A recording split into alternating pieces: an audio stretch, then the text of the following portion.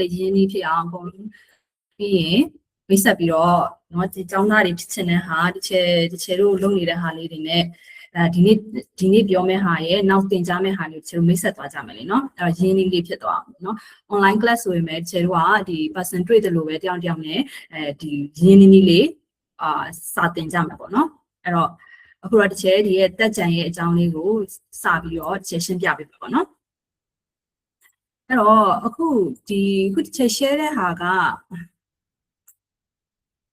share တဲ့ဟာက screen ကတမျိုးဘယ်လိုမြင်ရလဲ full မြင်ရတာလားဒါမှမဟုတ်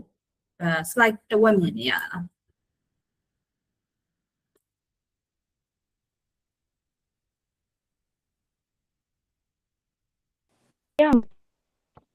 မြင်ရအပြည့်မြင်ရနော်ဟုတ်ကဲ့အပြည့်မြင်ရပါတယ် okay အဲ့တော့ခြေက screen သေးလိုက်ရင်သမီးတို့နဲ့ခြေ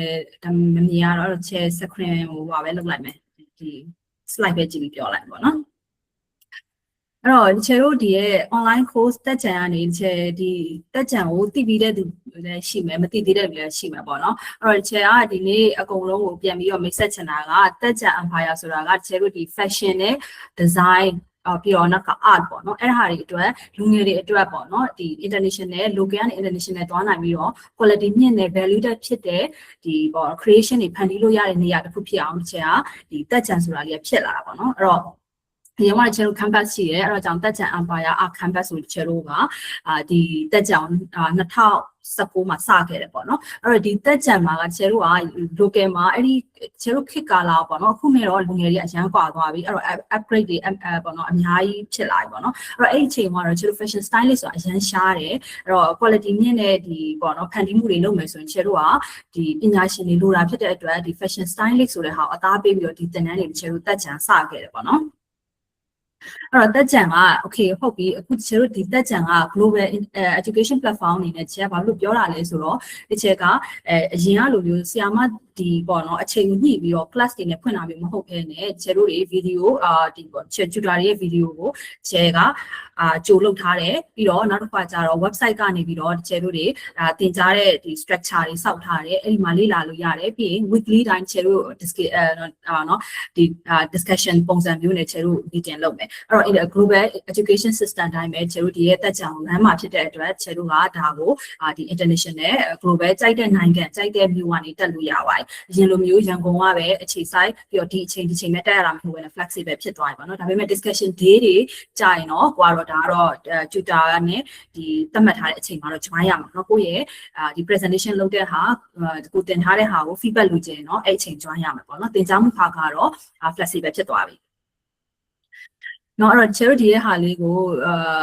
okay ဒါကတော့ချက်ခဏပြောတဲ့ဟာလေးကိုပြောတာအဲ့တော့ charity ဒီ professionally ဒီချက် okay ချက်အကြောင်းကိုမပြောခင် charity ရဲ့လုပ်ခဲ့တဲ့ဘာသာလေးနဲ့အကြောင်းလေးကိုချက်ပြန်မိတ်ဆက်ပေးကြတယ်ပေါ့နော်အဲ့တော့တက်ကြံကနေမြန်မာပြည်မှာ charity ဒီ fashion styling and communication education ကတက်ကြံက very fast ဒီ pioneer လို့ပြောလို့ရတယ်ပေါ့နော် charity ဒါစခဲ့ဟောဆိုရင်ဒီ education ကလုံးဝဒါ new ပဲပေါ့နော်အခုလည်းဒီချက်ကတက်ကြံကိုအရင်ကလည်းဒီရဲ့ frame ကို news ဖြစ်တယ်လို့ဒီချက်အခုဒီရဲ့တက်ကြံကို approach လုပ်တဲ့ပုံစံကလည်းအခုချိန်ထိ pioneer ပုံစံအတိုင်းပေါ့နော်ချက်အတက်နိုင်ဆုံးပေါ့ဒီတခြားနိုင်ငံတွေနဲ့ဒန်းတူပေးနိုင်တဲ့ quality system education အကုန်လုံးကိုချက်သွားနေတယ်ပေါ့နော်အဲ့တော့ဒီ value တက်ဖြစ်တာဖြစ်တဲ့အတွက်ချက်တို့က volume တော့မရှိဘူး volume မဖြစ်ဘူးဆိုတာကဘယ်လိုပြောမလဲလူအများကြီးကြိုက်တဲ့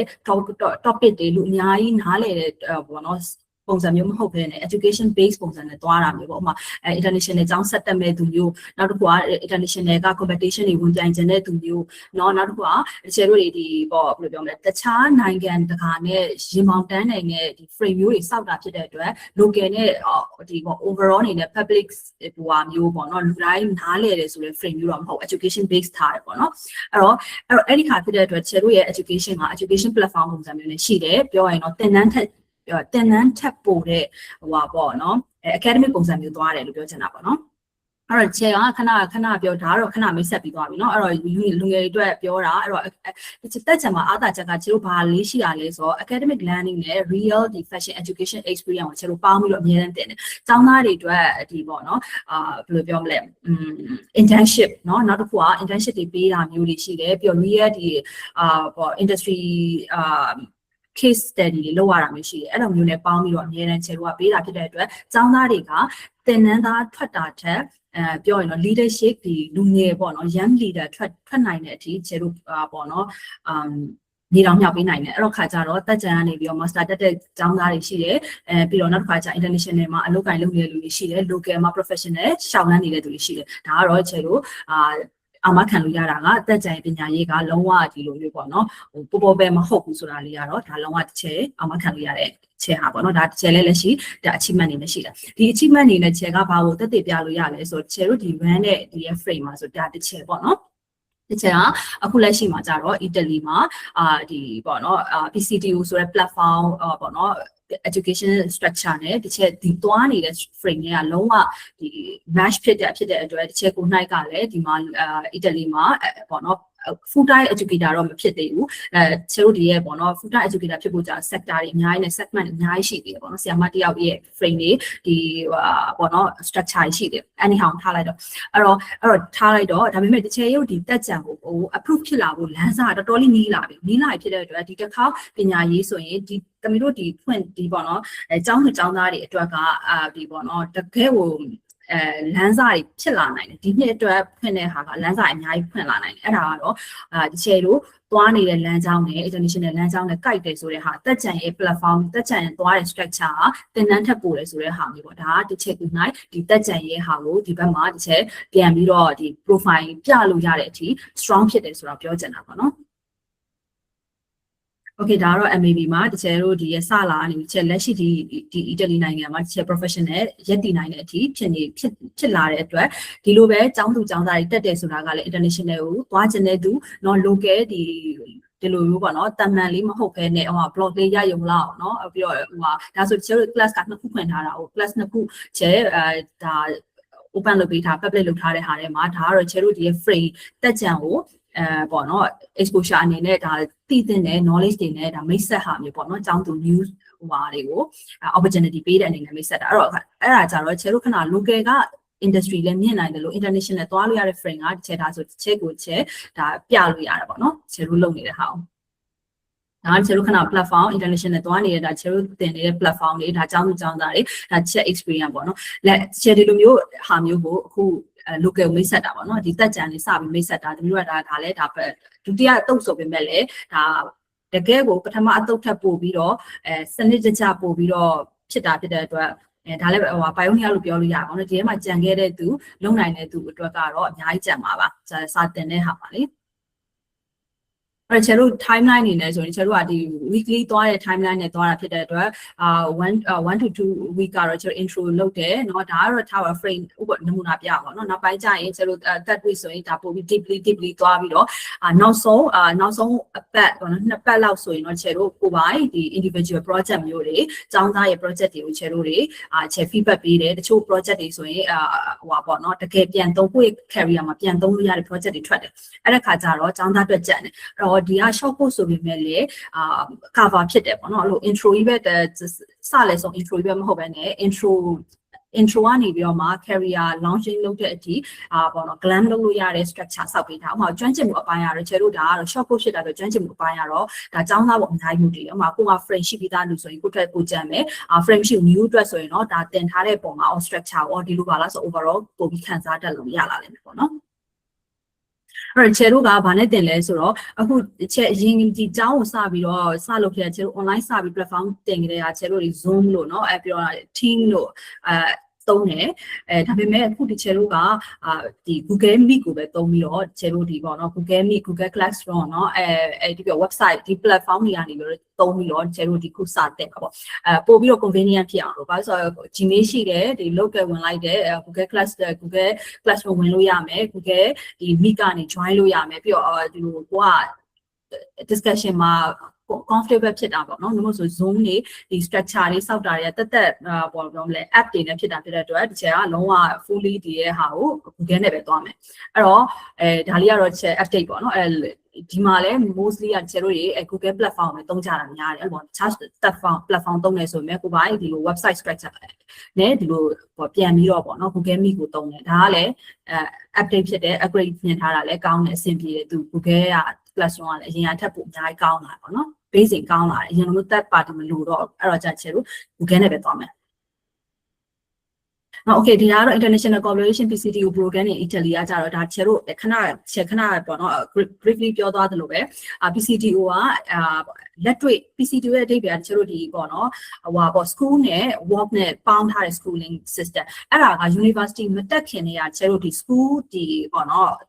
state school တဲ့အရွယ်တွေကဒီ program တွေကစအဲ့တော့ကဘာကွာလဲလို့မေးရင်ချေတို့ဒီရဲ့သင်တန်းဘာဖြစ်လို့ပေါ့နော်diploma အတန်းကိုမေးပေါ့နော် university မှာတက်စာသင်ခန်းစာတွေကဒါပဲတွေ့ရလေတော်တော်ညာလဲဘာကွာလဲလို့မေးရင်သူတို့အများနိုင်ငံမှာကအခုငငယ်တွေကနေကျောင်းတက်လာပြီးတဲ့ကဒီလိုမျိုး PCTO program တွေကဒါအီတလီမှာမဟုတ်ပေါ့နော်တခြားနိုင်ငံတွေမှာဆိုလဲ work internship လို့သုံးတာမျိုးရှိတယ်ပေါ့နော်သူတို့ structure ကြီးစောက်တဲ့ဟာ US UK မှာသူတို့ခေါ်ဝေးရှိတယ်ပေါ့နော်ဥပမာ college pre college တို့ college တို့ခေါ်တယ်လို့ပေါ့နော်အဲ့လိုမျိုးကျောင်းတက်နေကြတဲ့ကိုကသွားလို့ရတဲ့အချိန်ကလေးကိုကဒီလို fashion လေ့လာလို့ရတယ် fashion ရဲ့ဒီစာတွေကိုလေ့လာလို့ရတယ် structure တွေစတင်နေပြီတင်နေတဲ့ခါကျတော့တကယ်လို့ချေတို့ကဒီမှာ university တွားတက်ပြီး first year တက်တယ်ဆိုရင်တော့ကိုရီအတွက်ကပြောရရင်တော့ knowledge ကတစ်စနေတယ် knowledge ပိုင်းနဲ့ experience ကတခြားသူတွေထက်တစ်စနေတယ်အဲ့ခါကျတော့ဘာတွေတွေ့ရလဲဆိုရင် question ထုတ်တာတွေနေရာတွေစကားပြောတဲ့နေရာတွေအဲ့ experience တွေနည်းတယ်ပေါ့နော်အဲ့တော့တက်ချံကဘာအတွက်ရှိနေရလဲဆိုတော့ခဏပြောသူတို့ new beginner တွေအတွက်ကောတကယ် industry မှာရှိနေတဲ့တိုးတော်ညာလဲဒီလိုပညာရေးကို value ညှိကျင်တဲ့လူတော့အကုန်လုံးအတွက်တဟစာတာဖြစ်အောင်ချေတို့တွေချက် experience တွေကိုဒီလိုပေါ့နော်ရှင်းပြီးရင်းပြီးတော့ကိုဒါဒီဟာတိဆောက်ထားတာပေါ့နော်အဲ့တော့ပြောရရင်တော့ international သွားကြံလို့ဒီလန်ခုလက်လိုမျိုးဝင်ပြီးတော့ဒီတက်ကြံကိုlearning လုပ်ရင်လည်းအသုံးဝင်တယ်လို့ဒီလိုမျိုးနေပြောမှလည်း PCTO program ထိသွားနိုင်တဲ့အဆင့် international သွားနိုင်တဲ့အထိလည်းချေတို့သွားနေတယ်ပေါ့နော်ဒါပေမဲ့ဒါကတော့လောလောဆယ်ချေတို့ကျောင်းသားအယူတက်ပုံမူတည်ပြီးချေတို့ဒီ program ကိုမိတ်ဆက်ဖို့ဆိုရင်ဒါကချေတို့ operation mind အကုန်လုံးလုပ်ပြီးပြီဆိုပေမဲ့ကျောင်းသားကချေတို့စမိတ်ဆက်တုံးဖြစ်တဲ့အတွက်အခုတက်မယ်ဆိုရင်တက်လို့မရသေးဘူးပေါ့နော်တက်လို့မရသေးဘူးဒါပေမဲ့ next year ဆိုရင်တော့ဒါလုံးဝသိကြ next year မဟုတ်ဒီနှစ်တည်းမှာကျောင်းသားတွေချေထွက်နိုင်တယ်လုံနိုင်တယ်ဆိုရင်တော့ဒါဒီကချက်ချင်းကိုဒါအခွင့်အရေးဖြစ်လာနိုင်တယ်ပေါ့နော်ကျောင်းသားတွေအတွက်အခွင့်အရေးဖြစ်လာနိုင်တယ်Okay အဲ့တော့ anyhow ပေါ့နော်ဒါတွေကတော့မပြောတော့ PCTO မိတ်ဆက်တွေမှာတွေကတော့မပြောတော့ဘူးအဲ့တော့တစ်ချက်အခုပြောသွားရတဲ့မှာမရှင်းတာချက် question ရှိလားချက်နောက် slide မှာသွားခင်ရှိပါဦးရှင်ရှိနော် Okay နော်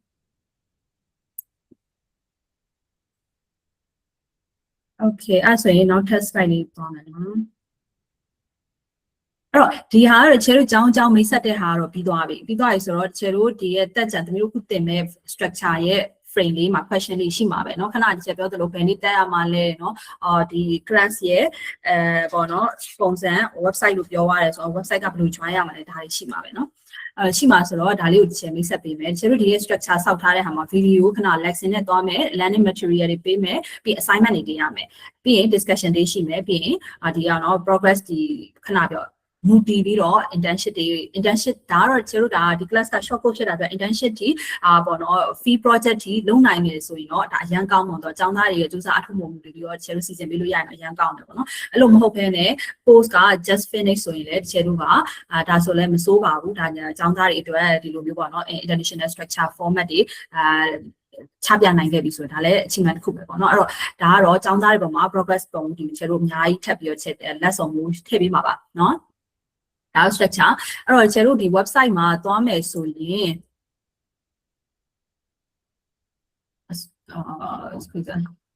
Okay ဒါကတော့ကျနမူနာပြထားပါတော့ website ကိုသမီးတို့ဝင်တယ်ဆိုရင်အဲ့ website link ရလိမ့်မယ် website link ရရင်သမီးတို့ဒီ website ကိုဝင်ပြီးွားရင်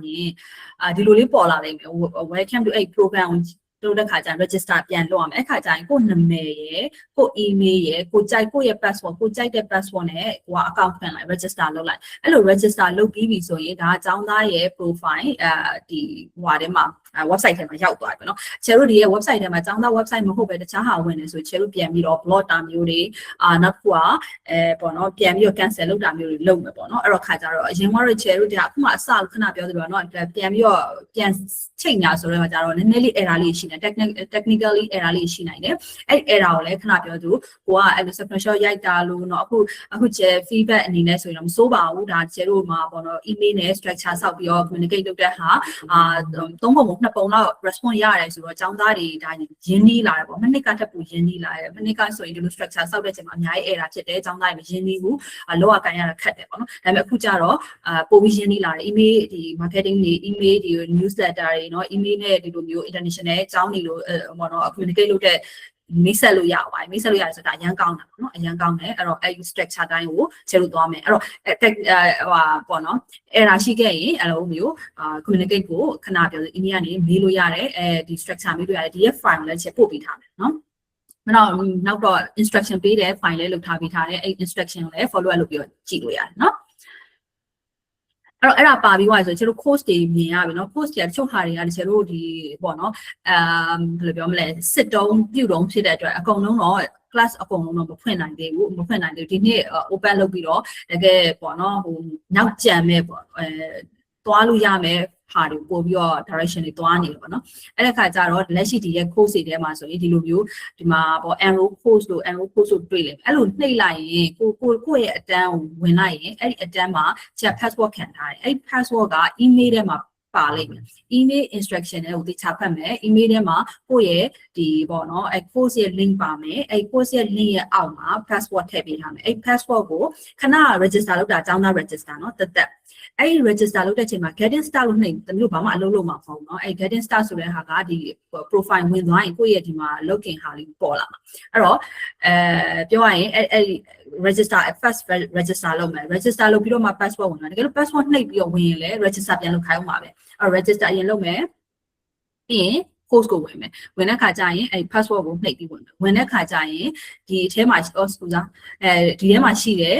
lesson တွေမြင်ရပြီ lesson တွေမြင်ရပြီအဲ့ lesson နဲ့ဟာကိုမှာ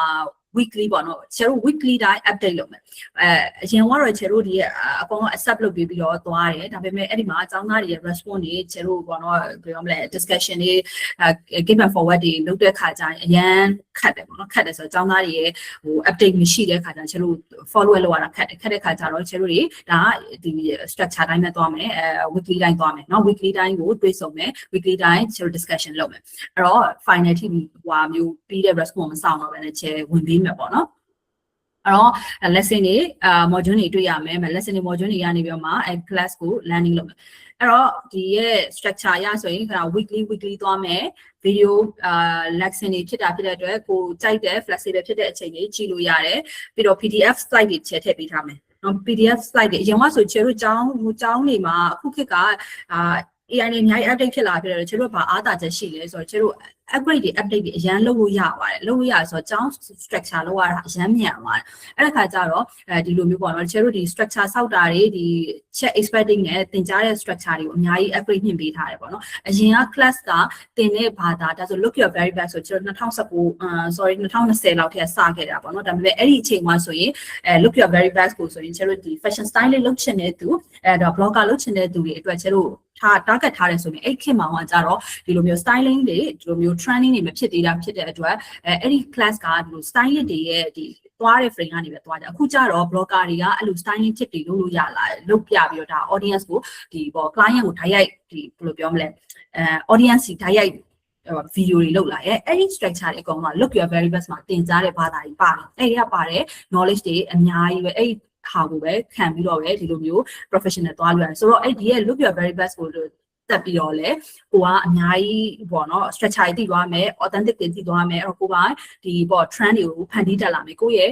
authentic ဖြစ်တဲ့ဒီပေါ့နော် trend တွေခဏပြော social media မှာ influencer လုပ်ချင်တဲ့သူဆိုရင်တော့ဒါသွားလို့ရပြီเนาะအဲ့တော့ source တွေလည်းပေးမယ်ပြီးတော့ assignment တွေလုပ်ရမယ်အပြောစရာကြီးเนาะပြောစရာကြီးအဲ့ဒါကိုချေတို့တွေအတူတူသွားကြမယ်အဲ့တော့ဒီပထမအနေနဲ့ချေတို့တွေအခုသွားမယ်ဆိုတဲ့နေရာမှာအဲ့တော့ Google Classroom ပြီးရင်ချေတို့တွေအဲ့ဒါတွေကိုGoogle Classroom ကဘာလုပ်မှာလဲပေါ့နော် Okay အဲ့တော့ခဏwebsite ကိုပြောပြရ Google Classroom ကဘာလုပ်မှာလဲဆိုတော့ Google Classroom ထဲမှာချေတို့ announcement တွေလုပ်မယ်ပြီးတော့ assignment တွေတင်မယ်ပြီးတော့ဘာနော် meeting link တွေပြောမယ်ပြီးတော့ discussion တွေလုပ်မယ်အဲ့တော့ချေတို့ဒီရဲ့ class ကိုချေတို့အယောက်20စီနဲ့ချေတို့ဖြတ်လိုက်တယ်ပေါ့နော်ဖြတ်လိုက်တော့ total ကကျောင်းသားတွေကတော့ခဏပြောလို့စင်းတွေကတော့အများကြီးပေးတယ်တိုးတော်များလည်းဒီဖြစ်နိုင်ခြင်းနဲ့ဖြစ်တဲ့လူချေတို့လုပ်လိုက်တယ်ပေါ့နော်စစ်လိုက်တယ်တကယ်ဆိုဒီနေ့ဆိုလည်းချေတို့အယောက်20ကျော်ရှိတယ်เนาะအယောက်20ကျော်စင်းပေးထားတယ် anyhow ပေါ့နော်ချေတို့တွေဒီ class ကနေပြီးတော့ ဘာလေးလေဆိုအဲ့လို update လေးတို့ miss ဖြစ်သွားတဲ့ဟာမျိုးတွေပေါ့နော်။ဟိုက join နဲ့ဒါပေမဲ့အကြောင်းမျိုးကြောင့်အကြောင်းသားတော့ဟိုပါပေါ့နော် emergency ဖြစ်သွားလို့မ join ဖြစ်ခဲ့တဲ့ကျတို့ဒီ discussion ဟာကိုပြန်ပြီးကြည့်လို့ရရင်ဒီ Google Classroom ထဲမှာထည့်ပေးထားမယ်။အဲ့တော့ကိုကတော့မေးချင်တာတို့ပြောချင်တာတို့ပေါ့နော် channel မတွေ့ရဘူးဆိုရင်လည်းသူများတွေ discuss လုပ်တဲ့ဟာကိုပြန်ကြည့်ပြီးတော့ inspire ယူလို့ရမယ်။အဲ့တော့အဲ့ဒါတွေဒီအကုန်လုံးကို Google Classroom ထဲမှာထည့်ပေးထားမယ်။အဲ့တော့ Google Classroom link ကလည်းwebsite ထဲမှာ sorry email ထဲမှာပါမယ်အဲ့တော့ဒီချက်ကို question ရှိတာ okay ဒီချက်အဲ့ဆိုဒီရဲ့ဟာတွေ class တွေကဒီနေ့စပြီလားဒီနေ့စတင်ရလားဆိုဒီနေ့မစသေးဘူးကျွန်တော်နောက်တစ်ပတ်ဟိုကဗာလဲနောက်တစ်ပတ်တင်းလာနေရစ6ရက်နေ okay 6ရက်နေလား8ရက်နေလား okay 6ရက်နေနဲ့8ရက်နေကြာမှာတို့ confirm ချက်အကြောင်းအမြဲတမ်းပြန်ဖွင့်နိုင်အကြောင်းဖွင့်နိုင်တာချက် first week ပေါ့နော်အဲ့လို6ရက်နေနဲ့8ရက်ကြာ class တွေကို new class တွေစ new class တွေစဆို6ရက်နဲ့8ရက်မှာတမီးတို့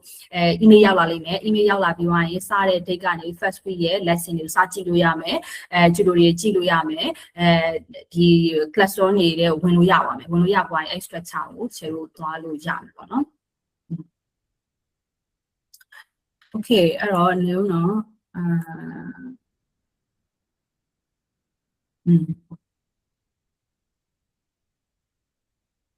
okay ဒါတော့ချက်ခဏပြောပွားရဆိုတော့ဒါပါပဲနော် okay ဒါပါပဲဒီစီတူကလည်းခဏရှင်းပြပါရဆိုတော့အဲ့တော့ဒီနေ့ကတွေ့တာကတော့ချက်မိတ်ဆက်ကတော့ဒါပဲအဲ့တော့